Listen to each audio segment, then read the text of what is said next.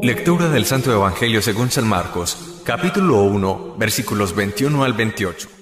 En aquel tiempo Jesús y sus discípulos entraron en Cafarnaúm, y cuando el sábado siguiente fue a la sinagoga a enseñar, se quedaron asombrados de su doctrina, porque no enseñaba como los escribas, sino con autoridad. Estaba precisamente en la sinagoga un hombre que tenía un espíritu inmundo y se puso a gritar: ¿Qué quieres de nosotros, Jesús Nazareno? ¿Has venido a acabar con nosotros? Sé quién eres, el Santo de Dios. Jesús lo increpó: cállate y sal de él. El espíritu inmundo lo retorció y dando un grito muy fuerte salió. Todos se preguntaron estupefactos: ¿qué es esto? Este enseñar con autoridad es nuevo. Hasta los espíritus inmundos les manda y le obedecen. Su fama se extendió enseguida por todas partes, alcanzando la comarca entera de Galilea. Palabra del Señor. Gloria a ti, Señor Jesús. Iniciamos hoy en firme el llamado tiempo litúrgico ordinario de la Iglesia. Dejamos atrás la llamada Navidad, con sus enseñanzas y con su sabor de dulzura, donde hemos probado el pasar de Dios por nuestra vida, que nos ha nacido en el corazón y ha querido quedarse con nosotros. Depende de ti que el niño Jesús no haya nacido solamente en un pesebre, en tu casa o empresa, sino y sobre todo que haya nacido en tu corazón. Él quiere crecer dentro de ti, hacer vida nueva en ti. Pero hablemos del tiempo litúrgico ordinario que iniciamos. Hoy la primera lectura del libro 1 de Samuel nos habla del dolor de Ana, la mujer estéril, porque no ha podido tener un hijo. Suplica a Dios, y el sacerdote Elí, que la ha visto en el templo, le habla, invitándola a la confianza en el Señor. En efecto, Ana, confiada en la oración del sacerdote Elí, tiene la posibilidad de estar en intimidad con Elcaná, su esposo, y de allí saldrá lo imposible, un hijo cuando ella se sentía estéril, cerrada a la vida. De allí saldrá el gran Samuel. El Salmo responsorial, por su parte, nos muestra el regocijo del hombre o de la mujer de Dios, que cuando saben poner toda su confianza en el Señor, alcanzan grandes bendiciones. En efecto, el Salmo hoy nos dice: el Señor da la muerte y la vida, hunde en el abismo y levanta, da la pobreza y la riqueza, humilla y enaltece. Él levanta del polvo al hombre desvalido, alza de la basura al pobre, para hacer que se sienta entre príncipes y que herede un trono de gloria. Cuando un hombre aparentemente poseído por un espíritu maligno increpa a Jesús, llama la atención que lo nomine Hijo de Dios. ¿Qué tienes que ver con nosotros? Sabemos que eres el Santo de Dios. Es paradójico que los llamados hombres religiosos y piadosos del tiempo de Jesús no tuvieron capacidad para reconocer la divinidad y la fuerza salvadora de Jesucristo, y que irónicamente los hombres posesos por espíritus malignos sí tienen esa capacidad para reconocer la divinidad de Jesús. Hoy, 21 siglos después, sigue ocurriendo lo mismo. Muchos hombres, supuestamente de instituciones religiosas, hablan de Dios en sus labios, pero no lo tienen en su corazón ni en sus vidas. Y por el contrario, hay personas supuestamente alejadas de la fe religiosa, pero con su obrar recto y en justicia, como decíamos en días pasados, iluminan y dan más testimonio que algunos hombres religiosos o de las instituciones religiosas. Esto nos tiene que cuestionar a nosotros. Jesús, con poder, saca el espíritu maligno de este hombre y nos dice que lo retorció y luego lo liberó. Pero lo impresionante es la percepción que tienen las personas en tiempos de Jesús, cuando dicen: ¿quién es este hombre? que nos habla Jesucristo, no como los escribas y los benditos maestros de la ley que hemos conocido por años y años en Nazaret y en Galilea. Este hombre nos habla de manera distinta. Es que su enseñar es nuevo. Nos damos cuenta que habla con autoridad, habla con poder, porque hasta los espíritus inmundos le obedecen enseguida y abandonan un poseso. Hoy te preguntas tú, y lo hago yo, ¿por qué no hay más predicadores con fuego en su corazón para liberar del mal, para sanar interiormente, como acontecía en los tiempos del Evangelio? Y la respuesta que nos podemos dar es sencillamente una: nos falta más fe. Si tuvieras fe como un granito de mostaza, le dirías a este árbol que se plantara en el mar y lo haría. Hoy reconocemos que la fe mueve montañas, la fe realiza imposibles humanos. Hablábamos ayer de cómo Jesús anuncia la cercanía del gobierno, el reinar, la presencia de Dios en el mundo, y cómo nos invita en primer término a la conversión, el cambio de vida, de mentalidad, y en segundo lugar nos invita a creer, a acoger en el corazón su evangelio, su mensaje capaz de transformarnos, su espíritu, una nueva forma de vivir. Hoy nos presenta este evangelio de San Marcos una actuación bien especial de Jesús.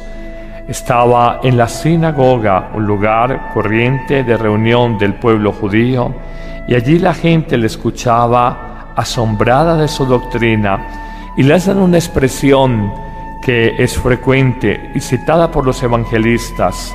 Se asombraban de la enseñanza de Jesús porque no enseñaba como los demás escribas o maestros de la ley, sino que enseñaba con autoridad. Su enseñar con autoridad es nuevo. Había en sus palabras unción. No era simplemente un retórico, un teórico, un especulativo. Era un hombre que había interiorizado, que había contemplado, que había rumiado, que había de alguna manera asumido esa palabra que el Padre Dios le comunicaba y así la compartía con los demás. ¿Cuánto necesita nuestro mundo hombres y mujeres que hablen con autoridad, padres y madres de familia que enseñen a sus hijos con autoridad, maestros que instruyan con autoridad a sus alumnos, sacerdotes y pastores que enseñen con autoridad? La autoridad nunca podrá ser de alguna manera repelida, rechazada, despreciada. Las palabras vuelan, pero el ejemplo arrastra. Enseñar con autoridad, muy en el fondo, es enseñar con el ejemplo, con la propia vida. Siempre tiene que haber una exigencia de parte de cada uno de nosotros para que eso que decimos, eso que enseñamos, eso que anunciamos, sea respaldado por el ejemplo de la propia existencia. ¿Cuánto bien hace un católico de cara a otras personas frías religiosamente o incluso de otras confesiones religiosas cuando su vida es coherente con las palabras que anuncia? ¿Cuánto mal hace no solamente el sacerdote, el pastor en la iglesia evangélica, sino el católico de a pie o el cristiano protestante de a pie, cuando su vida no es coherente, cuando no hay autoridad entre lo que dice y lo que realmente vive? Una primera reflexión a partir de este evangelio: Jesús movía corazones.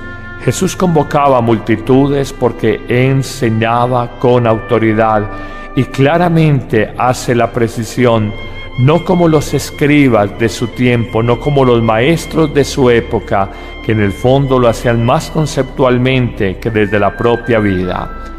La existencia nos enseña, queridos amigos, que la mayor sabiduría de un predicador y la primera regla de oro de todo predicador es primero predicarse a sí mismo.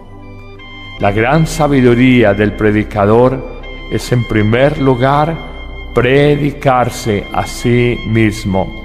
No tiene sentido, es patético, es ridículo, es tonto uno predicar lo que no es capaz de vivir.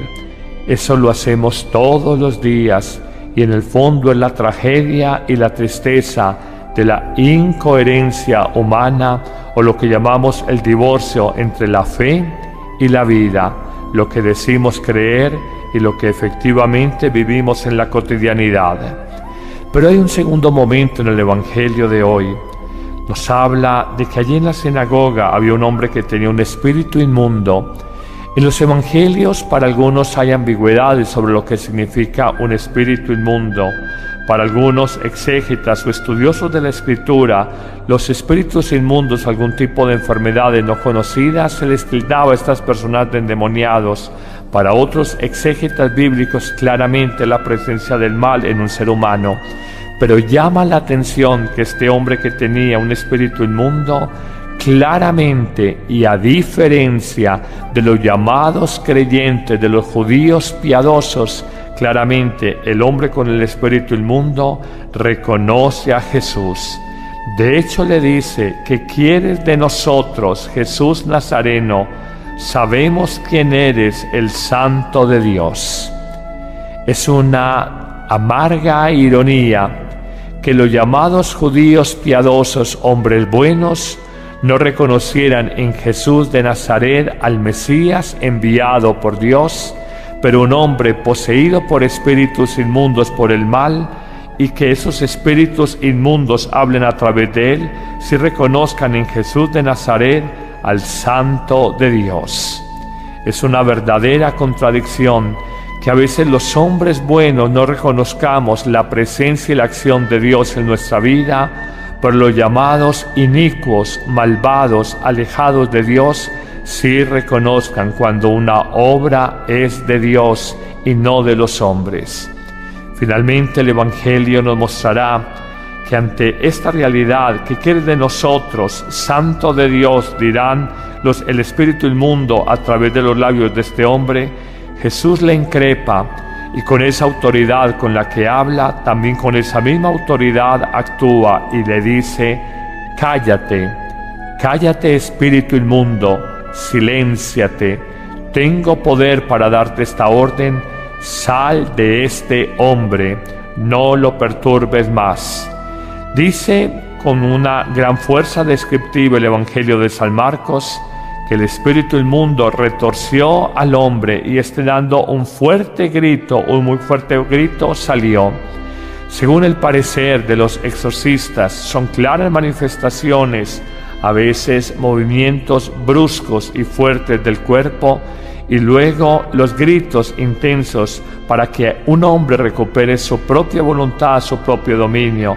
Haciendo una aclaración, un exorcista tan reconocido en el mundo, el exorcista oficial de la ciudad o de la diócesis de Roma, Gabriel Amort, dice: no sé por qué la gente se impresiona tanto de los exorcismos que he hecho en la vida.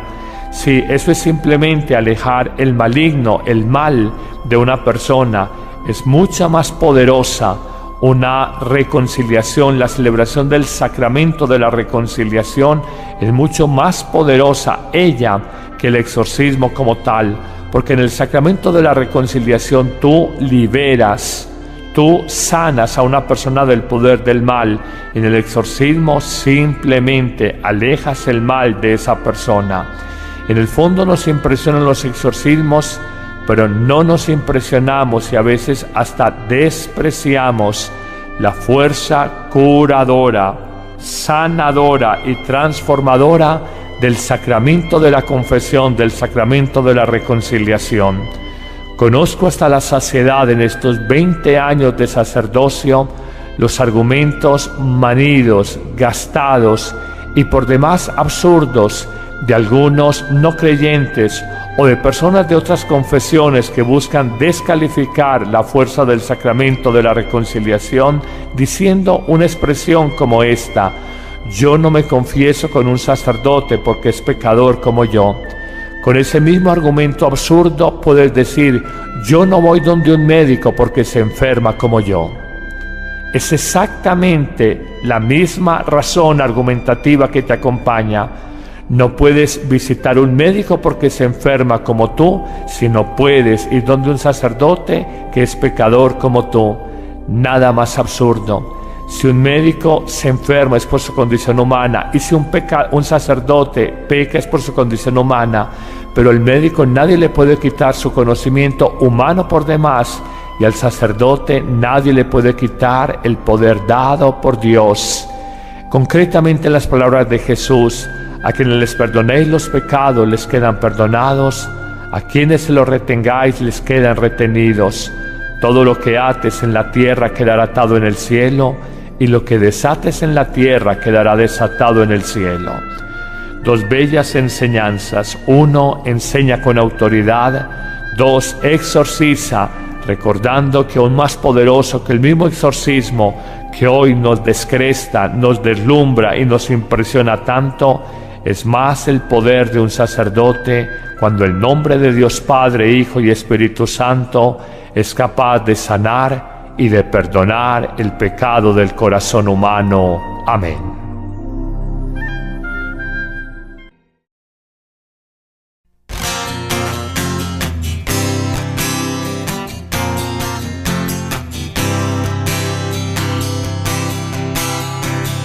Que nuestras manos fatigadas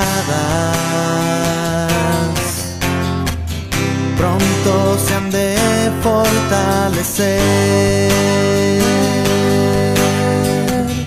que las rodillas vacilantes se afiancen con seguridad. Tú has prometido un Salvador, tú has anunciado la liberación. Ven, ven, ven, Señor, ven que tu pueblo clama libertad. Ven, ven, Señor, ven que tu pueblo clama libertad.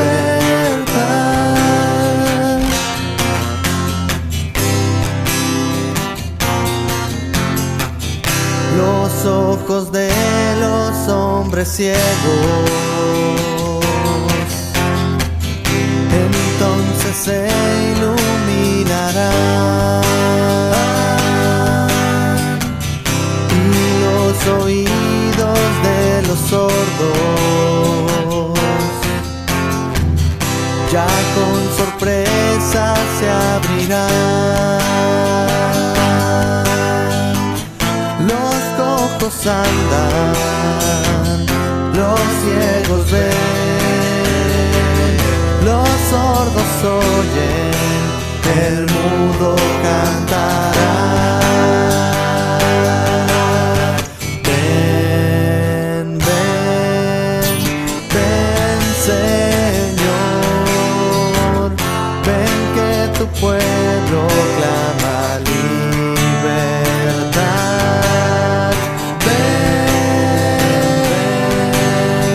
ven, Señor, ven que tu pueblo clama libertad.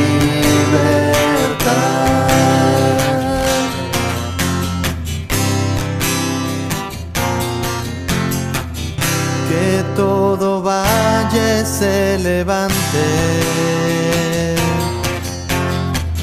estén los montes por bajar, que lo torcido se enderece y lo escabroso has de allanar, pues los caminos se alistarán. Nuestro consuelo pronto llegará. Ven, ven, ven, Señor, ven que tu pueblo clama libertad.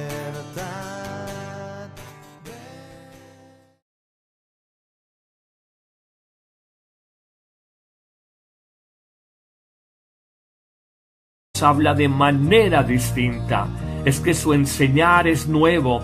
Nos damos cuenta que habla con autoridad, habla con poder, porque hasta los espíritus inmundos le obedecen enseguida y abandonan un poseso.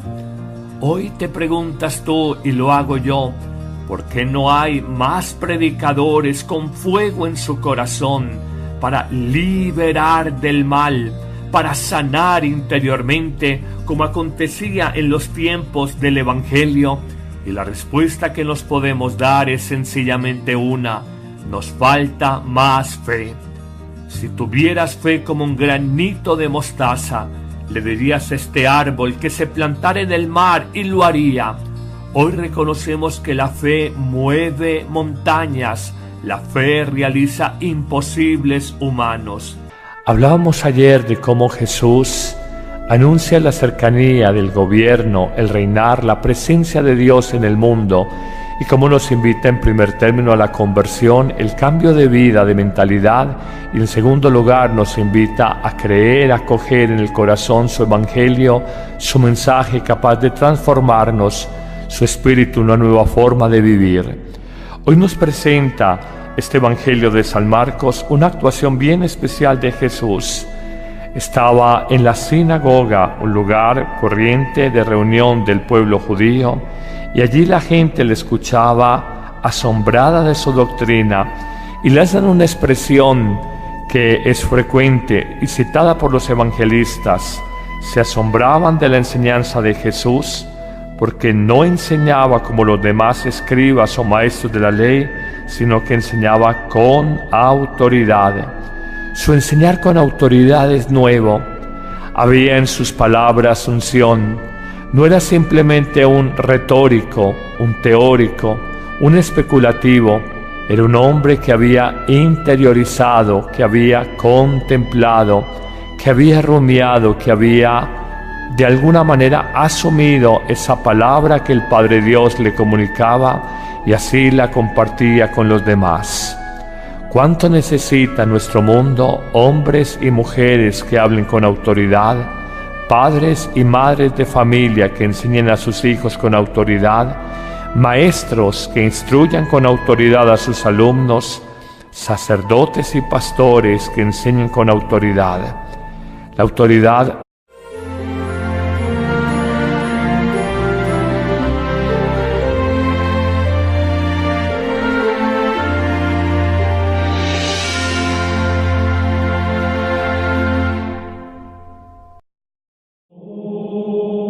Lectura del Santo Evangelio según San Marcos, capítulo 1, versículos 21 al 28. En aquel tiempo Jesús y sus discípulos entraron en Cafarnaúm, y cuando el sábado siguiente fue a la sinagoga a enseñar, se quedaron asombrados de su doctrina, porque no enseñaba como los escribas, sino con autoridad. Estaba precisamente en la sinagoga un hombre que tenía un espíritu inmundo, y se puso a gritar: ¿Qué quieres de nosotros, Jesús Nazareno? ¿Has venido a acabar con nosotros? Sé quién eres, el Santo de Dios. Jesús lo increpó: cállate y sal de él. El espíritu inmundo lo retorció y dando un grito muy fuerte salió. Todos se preguntaron estupefactos: ¿qué es esto? Este enseñar con autoridad es nuevo. Hasta los espíritus inmundos les manda y le obedecen. Su fama se extendió enseguida por todas partes, alcanzando la comarca entera de Galilea. Palabra del Señor. Gloria a ti, Señor Jesús. Iniciamos hoy en firme el llamado tiempo litúrgico ordinario de la Iglesia. Dejamos atrás la llamada Navidad, con sus enseñanzas y con su sabor de dulzura, donde hemos probado el pasar de Dios por nuestra vida, que nos ha nacido en el corazón y ha querido quedarse con nosotros. Depende de ti que el niño Jesús no haya nacido solamente en un pesebre, en tu casa o empresa, sino y sobre todo que haya nacido en tu corazón. Él quiere crecer dentro de ti, hacer vida nueva en ti. Pero hablemos del tiempo litúrgico ordinario que iniciamos.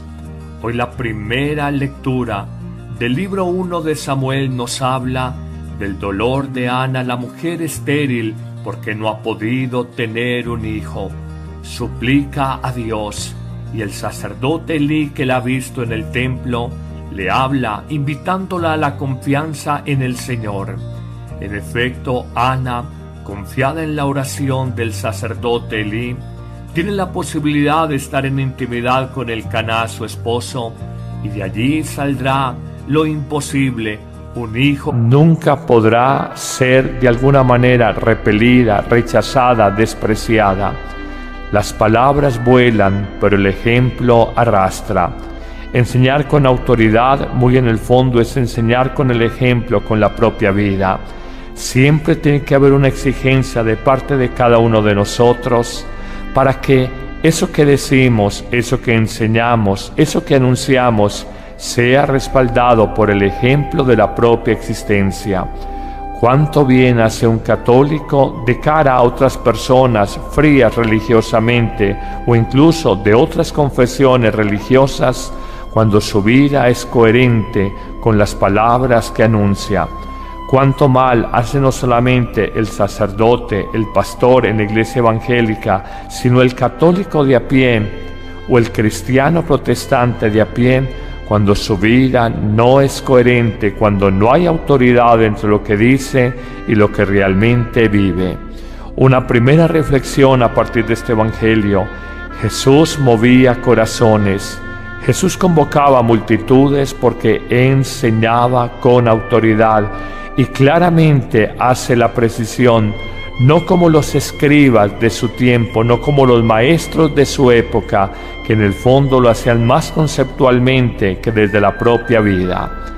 La existencia nos enseña, queridos amigos, que la mayor sabiduría de un predicador y la primera regla de oro de todo predicador es primero predicarse a sí mismo. La gran sabiduría del predicador es en primer lugar predicarse a sí mismo. No tiene sentido, es patético, es ridículo, es tonto uno predicar lo que no es capaz de vivir. Eso lo hacemos todos los días y en el fondo es la tragedia y la tristeza de la incoherencia humana, o lo que llamamos el divorcio entre la fe y la vida, lo que decimos creer y lo que efectivamente vivimos en la cotidianidad. Pero hay un segundo momento en el Evangelio de hoy. Nos habla de que allí en la sinagoga había un hombre que tenía un espíritu inmundo. En los Evangelios para algunos hay ambigüedades sobre lo que significa un espíritu inmundo. Para algunos exégetas o estudiosos de la Escritura, los espíritus inmundos, algún tipo de enfermedad no conocida, o cuando ella se sentía estéril, cerrada a la vida. De allí saldrá el gran Samuel. El Salmo responsorial, por su parte, nos muestra el regocijo del hombre o de la mujer de Dios, que cuando saben poner toda su confianza en el Señor, alcanzan grandes bendiciones. En efecto, el Salmo hoy nos dice: el Señor da la muerte y la vida, hunde en el abismo y levanta, da la pobreza y la riqueza, humilla y enaltece. Él levanta del polvo al hombre desvalido, alza de la basura al pobre, para hacer que se sienta entre príncipes y que herede un trono de gloria. Cuando un hombre aparentemente poseído por un espíritu maligno increpa a Jesús, llama la atención que lo nomine Hijo de Dios. ¿Qué tienes que ver con nosotros? Sabemos que eres el Santo de Dios.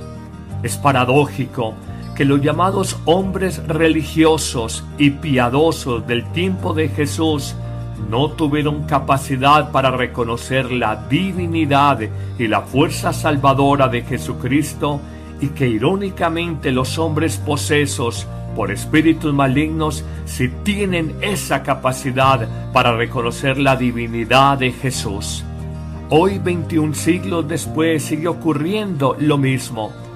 Muchos hombres supuestamente de instituciones religiosas hablan de Dios en sus labios, pero no lo tienen en su corazón ni en sus vidas, y por el contrario, Hay personas supuestamente alejadas de la fe religiosa, pero con su obrar recto y en justicia, como decíamos en días pasados, iluminan y dan más testimonio que algunos hombres religiosos o de las instituciones religiosas. Esto nos tiene que cuestionar a nosotros. Jesús, con poder, saca el espíritu maligno de este hombre y nos dice que lo retorció y luego lo liberó. Pero lo impresionante es la percepción que tienen las personas en tiempos de Jesús, cuando dicen: ¿quién es este hombre? Que nos habla Jesucristo, no como los escribas y los benditos maestros de la ley que hemos conocido por años y años en Nazaret y en Galilea. Este hombre nos... Se les tildaba a estas personas de endemoniados. Para otros exégetas bíblicos, claramente la presencia del mal en un ser humano. Pero llama la atención que este hombre que tenía un espíritu inmundo, claramente, y a diferencia de los llamados creyentes, de los judíos piadosos, claramente el hombre con el espíritu inmundo reconoce a Jesús. De hecho le dice: ¿qué quieres de nosotros, Jesús Nazareno? Sabemos quién eres, el Santo de Dios. Es una amarga ironía que los llamados judíos piadosos, hombres buenos, no reconocieran en Jesús de Nazaret al Mesías enviado por Dios, pero un hombre poseído por espíritus inmundos por el mal, y que esos espíritus inmundos hablen a través de él, si reconozcan en Jesús de Nazaret al Santo de Dios. Es una verdadera contradicción que a veces los hombres buenos no reconozcamos la presencia y la acción de Dios en nuestra vida, pero los llamados inicuos, malvados, alejados de Dios, sí reconozcan cuando una obra es de Dios y no de los hombres.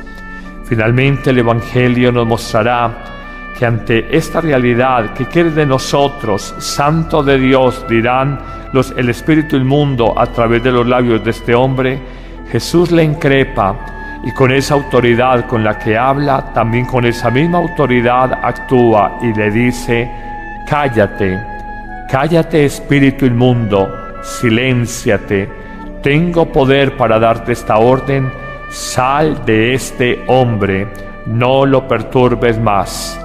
Dice con una gran fuerza descriptiva el Evangelio de San Marcos que el espíritu inmundo retorció al hombre y dando un muy fuerte grito, salió. Según el parecer de los exorcistas, son claras manifestaciones, a veces movimientos bruscos y fuertes del cuerpo, y luego los gritos intensos para que un hombre recupere su propia voluntad, su propio dominio. Haciendo una aclaración, un exorcista tan reconocido en el mundo, el exorcista oficial de la ciudad o de la diócesis de Roma, Gabriel Amort, dice: no sé por qué la gente se impresiona tanto de los exorcismos que he hecho en la vida, si eso es simplemente alejar el mal.